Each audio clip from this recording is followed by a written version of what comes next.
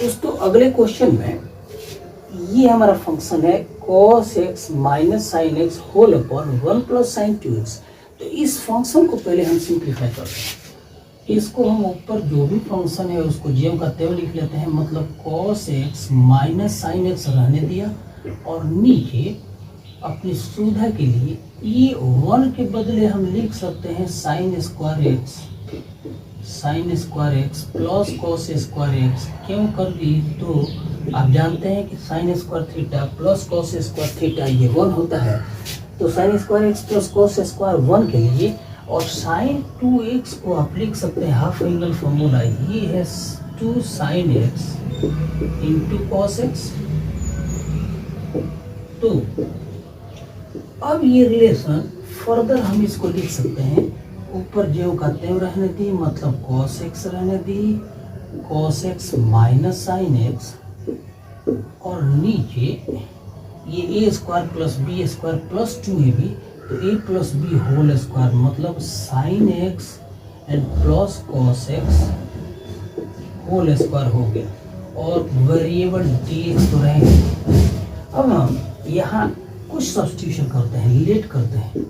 Late में लिखते हैं कि sine x plus cos x, इसके लिए अगर टी लेट कर लें तो साइन एक्स का डिफरेंशिएशन कॉस एक्स होता है एंड कॉस का differential value minus sine x, and then ये डी एक्स लिखेंगे और इसके बदले टी का डिफरेंशिएशन डी टी। तो यहाँ सब्स्टिट्यूशन करते हैं, तो ये cos x minus sine x D x के बदले डी टी आ गया अपॉन नीचे टी स्क्वायर, और इसको हम ऐसे लिखें तो और बेटर कि t to the power minus 2 and d t. तो इंटीग्रल वैल्यू ले लीजिए, t to the power minus 2 plus 1 upon divided by minus 2 plus 1 बराबर टी का पावर माइनस 1, और ये माइनस हो गया बराबर माइनस 1 अपॉन टी, या माइनस 1 अपॉन टी के बदले हमने जो रखा था ये टी किसके लिए, तो sine x and plus cos x के लिए।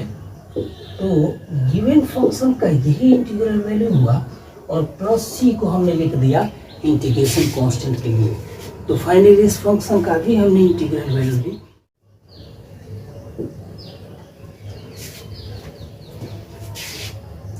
गाइस अगला क्वेश्चन, ये फंक्शन है tan to the power 3 2x into sec 2x है। इस फंक्शन, ये क्वेश्चन इंपॉर्टेंट है और बार बार आता है, आप इसको स्पेशल ध्यान दें। हम इसको सिंप्लीफाई करने के क्रम में ऐसे लिखते हैं, tan क्यूब के लिए tan का स्क्वायर एक पार्ट ले लेते हैं 2x इंटू दूसरा पार्ट एक छूट गया ऐसे कि tan 2x and into sec 2x है। इससे फायदा क्या होगा तो अभी आप देखिए। और tan स्क्वायर के लिए हम लिखते हैं sec square 2x minus 1 into ये वाला जो पार्ट है जो कहते हैं मतलब tan 2x into sec 2x and dx। अब आइए सब्स्टिट्यूशन करते हैं। सब्स्टिट्यूशन हमने sec 2x के लिए टी लेट कर लिया और दोनों तरफ डिफरेंशिएट करें, तो c का differential value sec 2x into tan 2x और कांस्टेंट कोएफिशिएंट से मल्टीप्लाई 2 और ये dx बराबर हो जाएगा dt। तो फाइनली हम ये लिखेंगे कि sec 2x into tan 2x और dx के बदले dt अपॉन 2 लिखेंगे, और इस सब्स्टिट्यूशन का यहाँ अप्लीकेशन लेते हैं तो ये हो जाएगा टी स्क्वायर माइनस 1, और इस सब के बदले 1/2 कांस्टेंट कोएफिशिएंट और dt।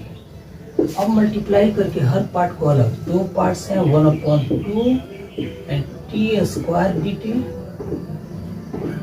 फिर माइनस 1 यहाँ माइनस 1/2 एंड dt।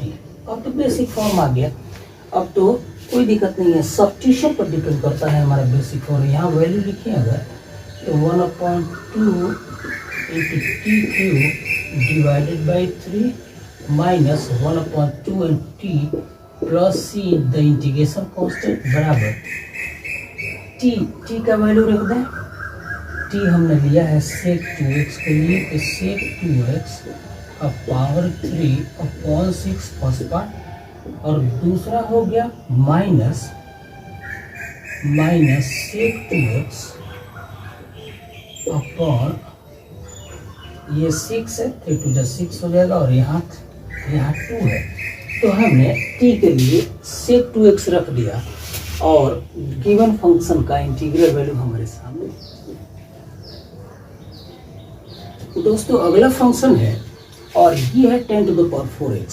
इसी तरह का दूसरा cot to the power 4x भी आ सकता है, लेकिन 7.3 एक्सरसाइज का ये क्वेश्चन दिया हुआ है और मैं ये कह रहा हूँ कि ऐसा cot का पावर 4 भी आ सकता है, और ये question one of the most important integration का क्वेश्चन है।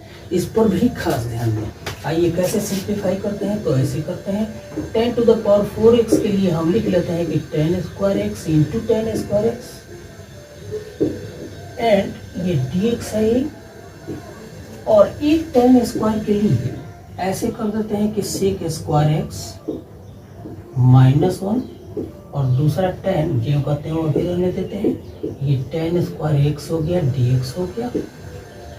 अब इसको मल्टीप्लाई कर देते हैं तो दो सेक्शंस, एक आ गया 10 square x sec square x dx minus दूसरा आएगा 10 square x and dx।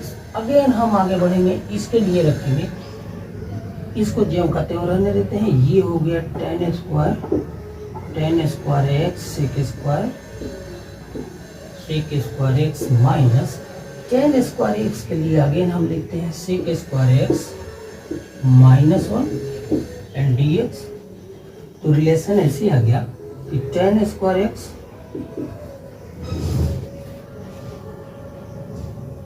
dx 10 square x sec square x dx and minus ये फर्स्ट पार्ट में sec square x dx and plus minus को माइनस से multiply करेंगे तो plus dx, और उसके बाद इंटीग्रेशन कांस्टेंट अभी लेंगे। अब ये बेसिक फॉर्म में आ गया हमारा रिलेशन, लेकिन हमें अभी थोड़ा सा सब्स्टिट्यूशन करना है ये फर्स्ट के लिए। फर्स्ट में अगर हम लेट कर लें 10x के लिए अनदर वेरिएबल t रख लें और दोनों तरफ डिफरेंशिएट करें तो रिलेशन ऐसे आ जाएगा sec स्क्वायर एक्स dx बराबर dt। तो इस एप्लीकेशन को यहाँ रखते हैं तो ये हो गया t स्क्वायर एंड dt, और बाकी ये दोनों बेसिक फॉर्म में है तो जो कहते हैं उतार देते हैं इसको, मतलब sec square x dx and plus ये dx अगला पार्ट। अब हम इसको ऊपर लिखना चाहेंगे,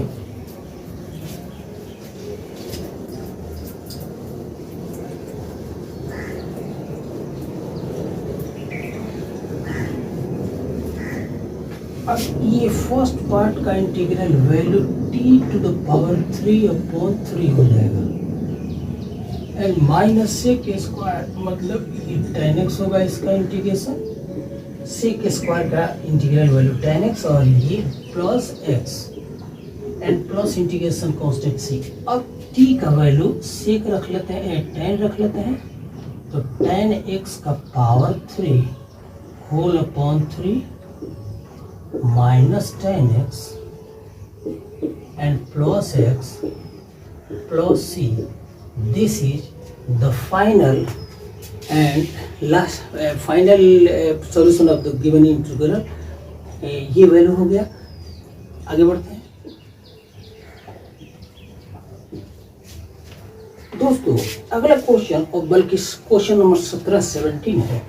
ये फंक्शन है कि sine cube x plus cos cube x whole upon sine square x into cos square x. अगर इसको हम सिंप्लीफाई करना चाहें तो बेहतर ये होगा कि फर्स्ट टर्म को ये डिवाइड करें, मतलब ऐसे लिख लें, ऐसे first term sign cube x है होल अपॉन हम लिख लेते हैं sine square sine square x into cos square x, and second term plus करके ये है कि कॉस क्यूब एक्स है divided by sine square x,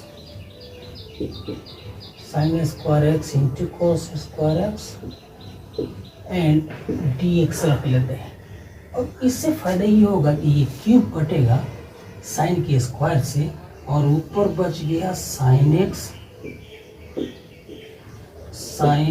upon cos x into cos x, मतलब ये कॉस के स्क्वायर को हमने cos x into cos x ले लिया, प्लस यहाँ क्यूब कटेगा कॉस के स्क्वायर से और ऊपर बचेगा कॉस एक्स अपॉन नीचे साइन का स्क्वायर है तो sine x into sine x. देखिए इससे क्या फ़ायदा होने वाला है, तो बहुत फ़ायदा होने वाला है, अभी क्लियर हो जाएगा। अब हम sine x upon cos x के लिए टेन एक्स लिख लेते हैं into one upon cos x है, इसके लिए सेक एक्स लिख लेते हैं, ये बेसिक फॉर्म है अपने आप में, प्लस कॉस अपॉन साइन के बदले कॉट लिखते हैं, कॉट एंड साइन रिवर्स है कोसेक का तो इंटू कोसेक हो जाएगा, cosec x and d x. अब दोनों बेसिक फॉर्म में आ गया। अब tan x into sec x का इंटीग्रल वैल्यू होता है, यहाँ लिख लेते हैं, ये होता है sec x and minus cot x और इंटू कोसेक एक्स का integral value minus cosec x होता है, cosec x and plus integration constant सी। तो फाइनली गिवन फंक्शन का इंटीग्रल वैल्यू हमारे सामने है और किस तरह से आया, you are observing carefully, I think so.